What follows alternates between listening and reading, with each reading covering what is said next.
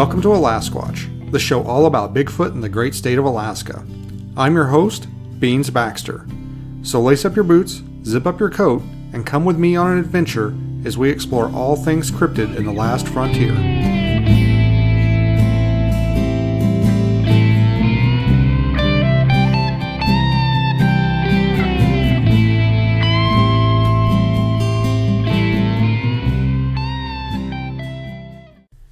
Hello everyone, and thanks for coming and checking out the second episode of Alasquatch.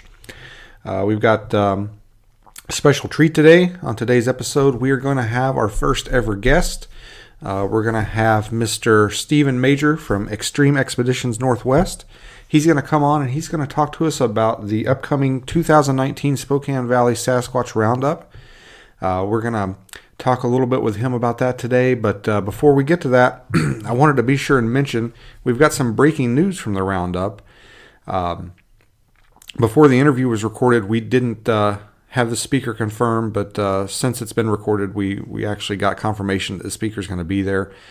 So I wanted to go ahead and put this out there for you guys that Mr. Ken Rainbow Cougar Edwards, a member of the Colville Confederated Tribe from Washington State, is going to be a featured speaker at the Roundup.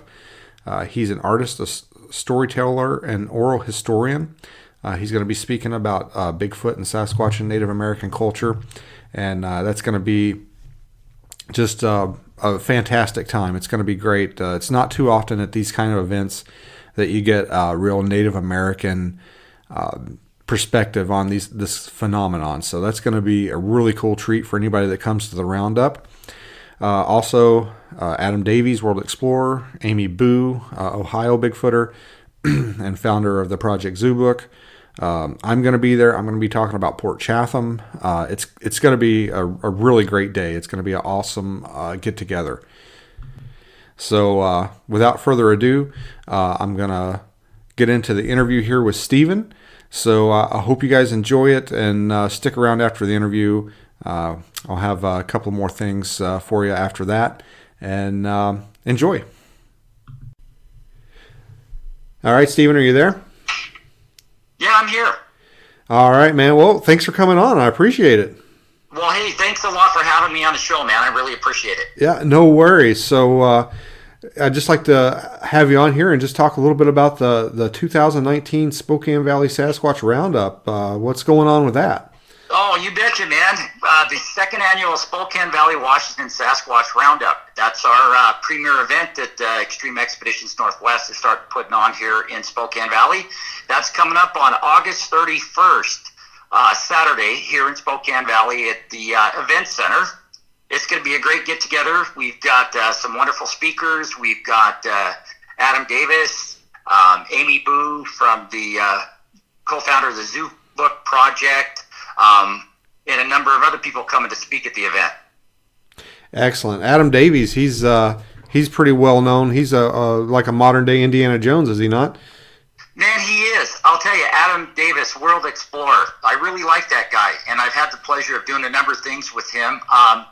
He actually came with me on the first recon that we did of Port Chatham, Alaska in June of 2018, where him and I went out there and spent 2 days camping out there just for the original recon of it. But he likes to do some adventurous stuff. I always look forward to hearing from him, and he's been doing a number of things this year too. He's been to Florida a couple of times on some investigations, and he has some other things to talk about as well this year. Excellent. And I've spent a little bit of time with Amy Boo in the field.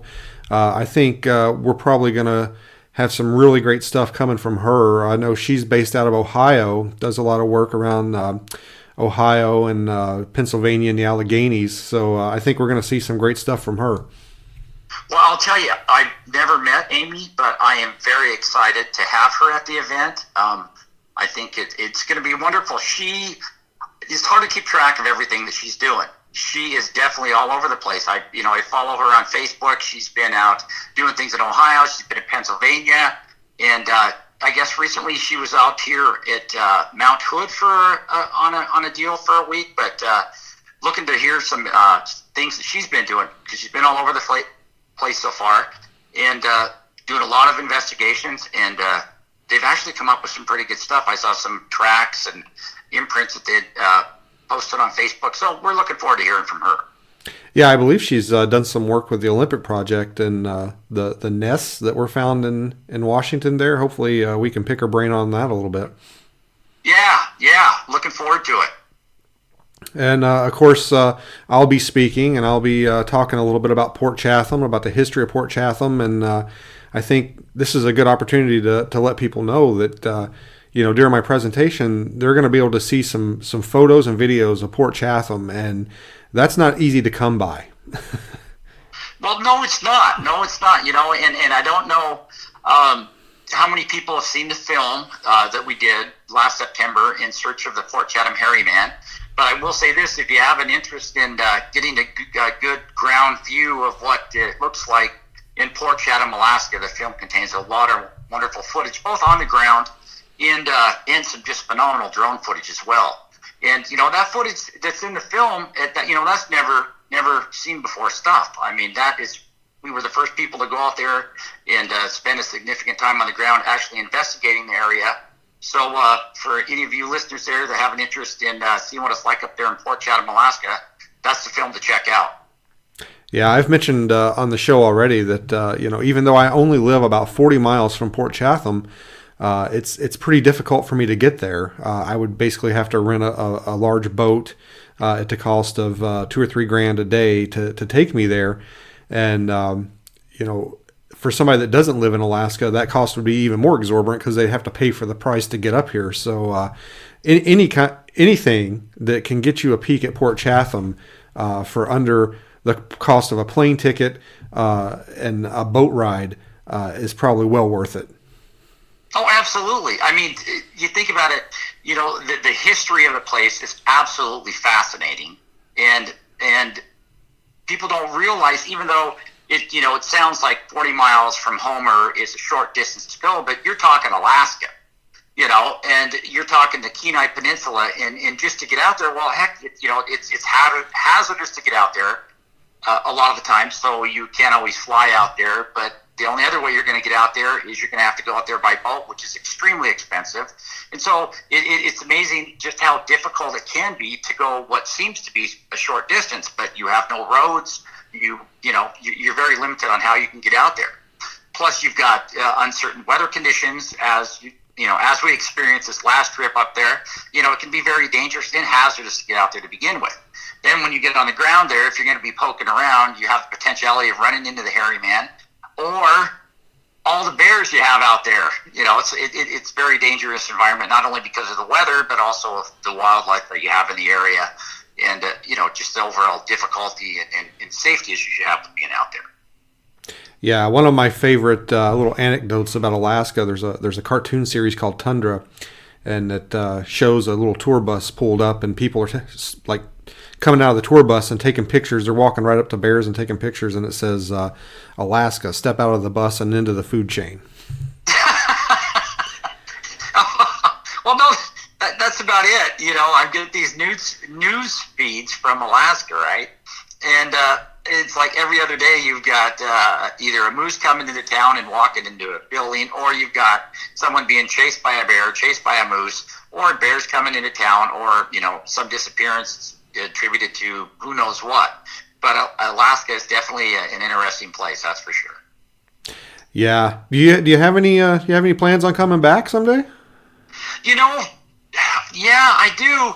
I there's so much in Alaska that I want to see. I mean, I'm just enamored with the place. After the first trip I ever made up there was in June of 2018 when me and Adam Davis came up there to do the initial recon of Port Chatham, and I got a good glimpse of it. We flew to Anchorage, and then purposely because I wanted to drive the Kenai down to Homer just to get a look at the country. And I'll tell you, I'm just absolutely enthralled with it. I mean, you feel when you're, to me, once you get out of Anchorage and you get on the highway and you're going down there, man, you feel like you're on the last frontier. I mean, you feel like you are in the middle of the wilderness and the expanse of it all and stuff. But yeah, I definitely want to get back there. But I really don't think that I'm coming. That my purpose in coming back there would be go to Port Chatham, Alaska again. I would like to check out some of the other country for sure.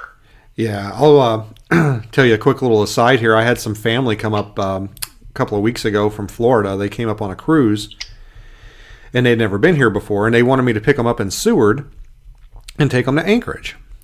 Well, I picked them up in Seward, and we were leaving Seward, and I saw the little sign that said Anchorage, like 150 miles away, and my cousin's wife is like, I thought Anchorage would just be like an hour away, and I'm like, no, nothing in Alaska is an hour away.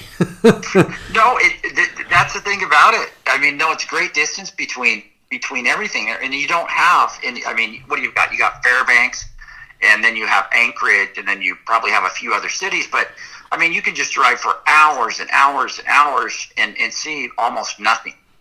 You know, the expanse of that country. And I was listening to your podcast the other day, and I didn't know that. You had mentioned something in there about when the tide goes out, Alaska increases by the size of Texas. And, I mean, I had to think about that for a minute. But it's I don't think a lot of people realize just how big Alaska is until you look at it and then you try to do an overlay. It's practically a third of the size of the whole United States. Oh, yeah. A person could spend a lifetime exploring that. Oh yeah, I mean just here on the Kenai Peninsula, you could insert by Port Chatham and probably walk the rest of your life and never see another human being. Yeah. Oh, dude, I gotta tell you, and the second time I came up there, I flew on that little airline, Raven Air.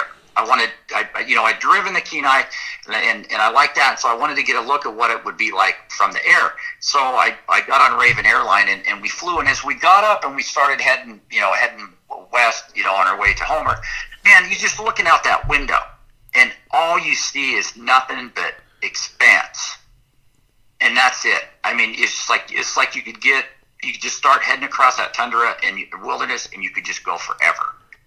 And man, it really put things in perspective.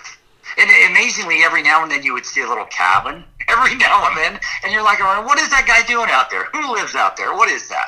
Yeah, a lot of those little cabins like that are actually like hunting camps, and they're not occupied all year. It's just places where people will go around hunting season. I know some of my coworkers have a moose camp where they go during moose season, and they don't live there all the time. It's just kind of a hunting season, or maybe a place to go in the summertime or something like that. But a lot of the more remote cabins like that aren't occupied all year.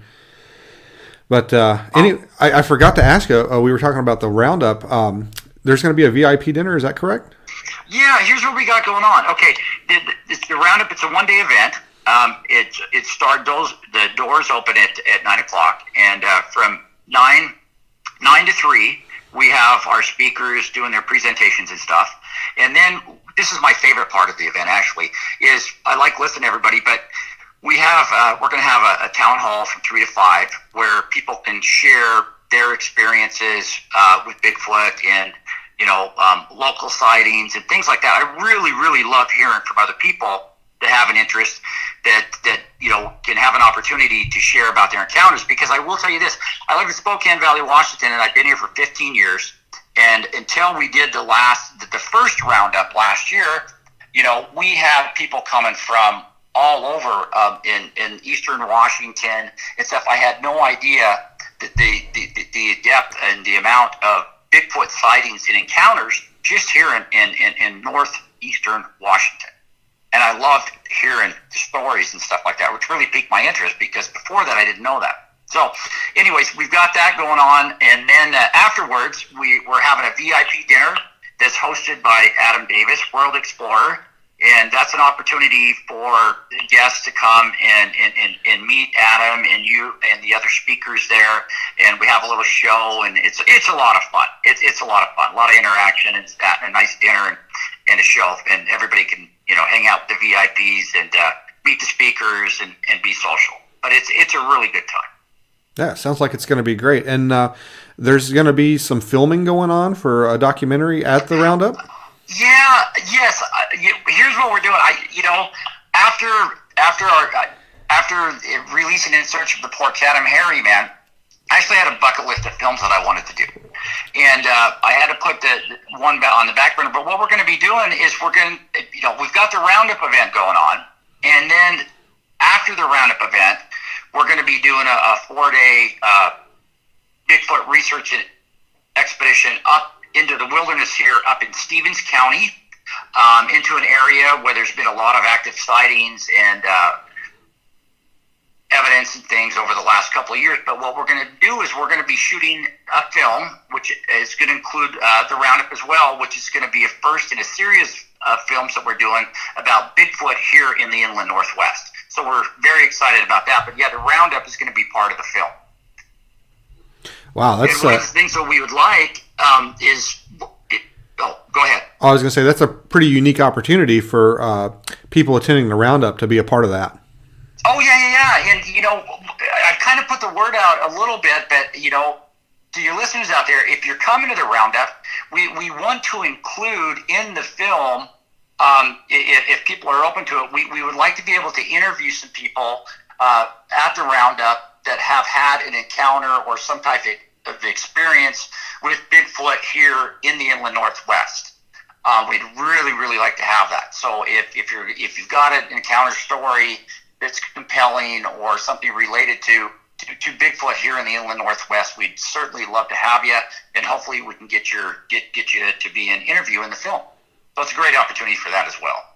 Yeah, that's it sounds very exciting, and it's a unique opportunity for people to come forward with their sightings. Do you think maybe there might be some apprehension about wanting to be filmed on their site? Are you going to be able to submit your encounter anonymously?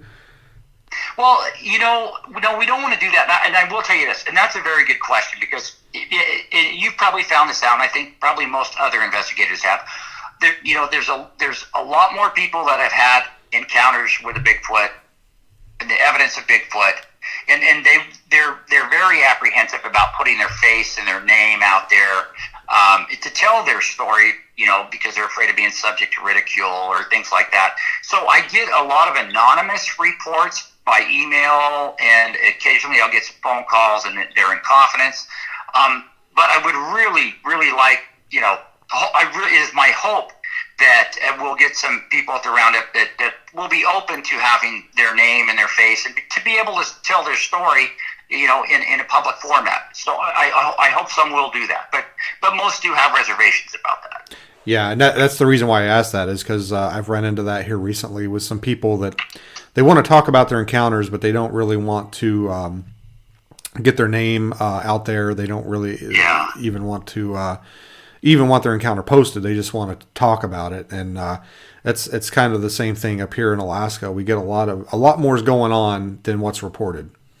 Oh yeah, people have been telling me some just incredible and amazing stories just here in northeastern Washington that have occurred very, very recently. Like I've had in the last roughly 18 months, I've had 4 people come forward and describe an encounter that they had in the same area down here just west of Spokane, along the Spokane River in a specific area there. And there are 4 people that were there during differing times that don't know each other, that are unrelated, that had an encounter in the area there. And none of these people are willing to come forward and tell it publicly, which is a disappointment to me, because there's some really good stories. Yeah, it's a shame that you run into that with Bigfoot research. There's that stigma behind the reporting, and people don't want to be thought they don't want to be made fun of. Yeah, and I think that that stigma will go away after a while, and I hope that it does, because they're very, very helpful. Because there's particular areas that we're going to be going into after the Roundup to shoot this film are in areas that are we have a wealth of documented sightings, encounters, and evidence and stuff. And the more people that do come forward, the more helpful it is to us. In knowing which locations and places to go, that will allow us an opportunity to maybe get that definitive proof that we're looking for ultimately. Yeah. So your documentary that you're working on for the Roundup and the expedition afterwards, do you have a ETA on the release on that? Yeah, we're kind of holding off until like February of 2020 on that, because I don't want to throw out. With doing these film, I want them to be good, and I want them to be of high quality, and so we want to take adequate time, like we did with the last one, to make sure that we put together a quality film that covers all the things that we'd like to, and I don't want to just start inundating folks with film after film after film after film. So right now we're looking at release date, probably February of 2020 for this particular one. Excellent. So we've mentioned it a couple of times while we've been talking here, but we haven't really gone into a whole lot of detail about it. Tell the listeners about the film In Search of the Port Chatham Hairy Man. Tell them where they can take a look at that. Yeah, In Search of the Port Chatham Hairy Man is our first documentary film that we did, and the film was about our September of 2018 really official expedition into Port Chatham, Alaska, in search of evidence of the hairy man. It's a feature-length documentary film. It was put together and filmed by Josiah Martin of Martin Media, and I think he did an absolutely fabulous job on that. If nothing else, the cinematography is just beautiful. I just love it. He did a really good job with it. It's a serious film. There's no fake drama in there. Everything that we try to do film-wise, we want it to be true and authentic, and show the realism of what it's like to be out there. The film, we released that in April of this last year, and it's now available on Vimeo, and it's also available on Amazon. And we do have a limited edition DVDs on Blu-ray that you can purchase and whatnot. But I think it's a wonderful film, and hope that you can check it out. And love to hear from you on that. But if you're interested in the history of Port Chatham, the story, and you'd like to get a realistic view of what it's like up there, please check out the film. I don't think you'll be disappointed. Yeah, I think we have something really special up here in Alaska with the story of Port Chatham, and I'm looking forward to, eventually I'm going to do an entire episode about it, maybe a couple of episodes, and haven't really decided, maybe try and get some of the people that were born in Port Chatham maybe on the show if they're willing to do that. But like we said earlier, it's kind of hard to get people to come and talk about that kind of thing, especially up here with the native population. They have a lot of superstitions around it. Yeah. Yeah, and I will tell you, and I don't. Since I got interested in Port Chatham, going all the way back to when me and Adam first went up there in June of 2018. After that, and particularly after the film was released, In Search of the Port Chatham Hairy Man, I've had more people that I can keep track of. A large number of folks have reached out to me that have ties to the people that used to live in Port Chatham.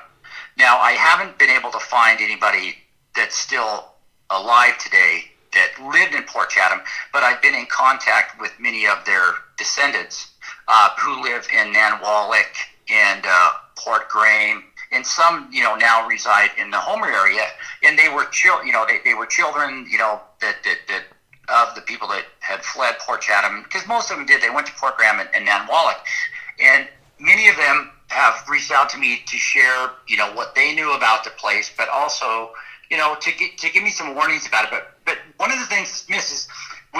with Port Chatham and the history of it, not only was a place known because of the hairy man that stalked and murdered a number of folks and basically ran them out of there, but the Port Chatham, Alaska, particularly the Portlock area, the Portlock town site area, is also the other side of the deal. Is not only the hairy man. The other thing is that it's known as a very, very evil place, a haunted place, an evil place, and that there's evil spirits there and things of that. And you don't hear much about that.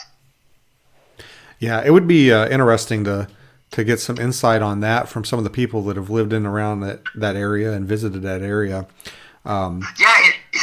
Dude, let me tell you. I mean, it is very, very real to these people. I mean, they're like the ones that I have had the opportunity to speak with. They won't even go they will not go near that place. Even to this day, they will not. They will fish around the general area, but as far as going into Port Chatham or anywhere, into the Port Chatham itself, or even anywhere near that Portlock town site, they will absolutely not go near it. They're absolutely terrified of the place. Not only because of the legends of the hairy man, but because it's an evil place to them. Yeah. Which is, I mean, it's incredible even after all this time, but that's the belief they have about it. Well, one claim to fame that we have, Stephen, is that we've been in there twice and survived. Barely, but we survived. Well, we survived this last trip that we did. Yeah, we were lucky. That's all I can say. We were lucky to get out of there with our lives, and that's one of the reasons I'm not too keen on going back there. Well, it seemed like the first time we went, it was us versus Port Chatham, and the second time we went, it was us versus the weather. Yeah, unbelievable. Yeah, and because I thought, what is going on? This is absolutely incredible. Gale force winds, nonstop rain, unbelievable. Well, it was unusual in the every time we would gear up to leave the boat and go ashore, the weather would get noticeably worse. I mean, every single time. I don't understand. I mean, I don't see how that could be entirely coincidence that every single time we get ready to leave the boat, the weather would get worse. And I made the comment at one point, I said, it's almost like something's trying to keep us out of there. And Adam Davies agreed with me. So I don't know. What do you think about that? Well, I will tell you this. If I had to describe it, I would say this. Based on the warnings that I had received from people that, were the descendants of folks that lived in Port Chatham, and their view on it, and I heard more about that it's an evil place than just the hairy man. There's evil spirits and stuff like that. But I would say that I 100% believe that the spirits of Port Chatham in this particular trip were stirred up to the point that they were going to do everything they could possible to make sure that our trip was an inconvenience, and the possibility of us losing our lives up there, it was very real because of the weather. But no, it was odd. And I say that because I've been there twice already. And Port Chatham is generally known to be a sheltered area and out of the winds. And the things that occurred when we were there cannot be explained. I agree. And, I don't consider myself somebody that goes into a lot of the supernatural explanations for Bigfoot or anything like that. I'm more of an 8 believer, I guess you'd say. And I don't really get that much into the woo, but there is more to that place than meets the eye. Well, there's something about that Portlock, the old Portlock town site, that is just dark and ominous and uneasy about it. And you feel it when you're there. When I'm there, I feel that the presence of some darkness when I'm there. And I think everybody on the team that was in there, you felt that when you were in that town. And this last trip, the odd weather conditions and the wind and the howling and just incredible winds that would come out of nowhere every time we tried to get off the main boat into the Zodiac to head across there. We got 5 and 6 foot swells in Port Chatham. It was just, it was incredible. But on top of that, I saw some things this last trip that cannot be explained. And it doesn't have anything to do with Bigfoot. I felt a presence when we were, the number one difference of this trip, out of all the trips that we were there, is that we spent, generally we would do a trip, do a recon through the old Portlock town site, and then we would head off in another direction. But this trip, we spent the majority of our time in the old town, which we had never done before. And it was eerie, and, I saw some things that didn't make a lot of sense that I still can't explain. Yeah. Which lead me to believe that there's more to that area than just Bigfoot. Yeah, I think I told you about what I saw, or what I thought I saw too, about the same time you had your experience. So Well, I think I'll go into that a little bit during my presentation at the roundup, but I'm not sure how comfortable I am giving a full account of that. Well, that's the other thing too, because Yeah. I got to tell you, I'm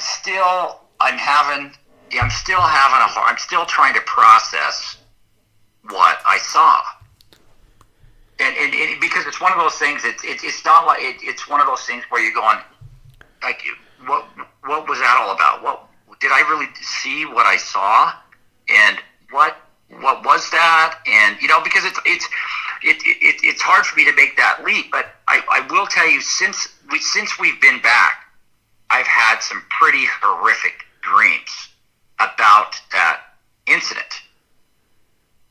And they've been reoccurring, and I don't know if that's my mind still trying to process what I saw when I was there or whatever. But it's a little disturbing. So I'm hoping it goes away at some point. So I don't know. Yeah, I haven't had any of the bad dreams or anything, but I definitely got the vibe this time like I haven't got before. The first time we were there, or me and you were there, I mean, I was having a blast. I was just walking around thinking this was the greatest place ever. And this last time we went, and maybe the ominous weather had something to do with it, but I definitely got the heebie-jeebies a couple of times this time. Yeah, and it's that experience there, realizing that there's more to the story than just Bigfoot or hairy man there. And I think we really got a glimpse of the spirit. What they're talking about with the evil spirits and things there or whatnot. But, after this experience, I'm really not, just how treacherous it was when we were there and the fact that we all, we barely got out of there. I'm really not inclined to go back into there at this point in time. Yeah. After that, I think third time, I've been in and out of there 3 times, and I think that's enough. I think this last trip was kind of a indication that maybe I should stay out of there. Yeah, I don't know. Like, as soon as we got out of there, we had some of the nicest weather here on this part of the peninsula I think I've ever seen. I mean, it was getting in the 70s, but it was almost as soon as we left Port Chatham, the weather became phenomenal. I know that's a mind blower of it. But when we were leaving, I shot a short video, which I've posted on our YouTube page. And I posted it. It's a short video, but it's just showing what the weather was like in Port Chatham the day that we were leaving. And I go back and I watch that, and it's almost unbelievable when you look at the wind, the white caps. It's just horrible. But anyways, yeah, that reminds me. When I look at that, it reminds me why I don't want to go back there. So. Yeah. Well, it was just horrendous. So we've talked about the roundup. We've talked about the movie. Is there anything else you wanna promote while we're on the air here? No. We have some things going, but I don't want to speak about them prematurely. I'm kind of saving those. The only other thing that I would say is that I hope you check out the film In Search of the Port Chatham Hairy Man and do some research on the history of Port Chatham itself, because it is very interesting, and I think you're going to see more of it. And then the other thing that I would like to say is that I hope to see you all at the Roundup. So if somebody wants to go to the Roundup, how do they make that happen? Oh, that's a great question, because I always talk about the Roundup, but I never tell how you make that happen. If you get on our website, which is www.exnorthwest.com, it has a complete itinerary of the Roundup, and you can purchase your tickets online. There's a little options drop-down menu at the bottom, says purchase your tickets there, and you have an option to purchase a ticket for the VIP dinner, which also is your master pass, your VIP pass for the Roundup, which gets you into everything, and then you can also purchase your general admission, and they're also available on Eventbrite. You can also purchase your tickets there, or you can also show up at the door, but tickets in advance are $10 cheaper than at the door. All right, so it would behoove people to buy their tickets early. Is there a possibility it might sell out? Do you think is there a cap? Well, there is a possibility that it might sell out, but I don't think that. I think that the general admission, we always make sure that we have extra room. But the VIP dinner is limited. And so there is a good potential that if you don't buy your ticket in the next 10 days, that will be sold out, because it usually does. Yeah. Okay. So we definitely want to tell the people listening, if they want to make sure they're going to make it to that VIP dinner, they need to buy their tickets in advance. Yeah, definitely do that. You'll want to do that. All right. Well, Stephen, I appreciate you coming on and talking about the roundup with me. I can't wait to see you, man. I think we're going to have a great time. Oh, dude, I'm looking forward to having everybody down here again. It'll be great. Looking forward to it very much. Show you some of the inland Northwest, man. You'll be impressed. Yeah, I haven't spent a lot of time down there. I'm really looking forward to it. I think I'm going to have to get a lot of photos and videos, and hopefully we can get some action on our little expedition we're going on. Man, I'm telling you what, I'm excited about that. That's for sure. All right, Stephen. Well, if you want to hold on the line there, I'm going to take us out, and I'll get with you in just a second. Okay, sounds good. Thank you. Thanks for coming on. You got it. All right, a big thanks to Stephen Major for coming on the show and promoting the Roundup. I think it's going to be a huge success this year. I'm really looking forward to it. We've got some great guests. I also want to mention the Fairfield Inn and Marriott at Spokane Valley. They're offering a special discount for people attending the Roundup this year. I believe you can go to the event page on Facebook, and there's a link there where you can book your room at the special discounted rate. I'm also sure if you give them a call, they'll be able to hook you up with that special rate. It's just a nice gesture that Stephen arranged with them to give people that have to travel a choice for a discounted room for the Roundup. So definitely check that out if you're planning on coming and spending the night. All right, guys. Otherwise, keep your ears peeled here on the Alasquatch podcast. We'll be coming probably next episode that drops. We'll actually have some live audio. Well, it was recorded live, I guess. Some audio from the Roundup. Hopefully, we'll get to speak to some of the speakers there and maybe put together a little roundtable show or something with those guys, time permitting and all that. And I'll also give a little commentary on the Roundup and how it went for those of you that weren't able to make it. If you get a chance, swing by iTunes or your favorite podcatcher. Give us a rating and review. It helps other people find the podcast and helps me out. So otherwise, we're going to put a pin in it here, and we'll pick it up hopefully after the Roundup. And we'll have some great stuff coming up from the speakers. And also, we're planning on doing some episodes about some unique Alaskan encounters. Hopefully we'll have some good guests on to talk about their encounters. And just keep your ears peeled here. Subscribe to us so you get notified every time we drop a new episode. And I'll be talking at you later.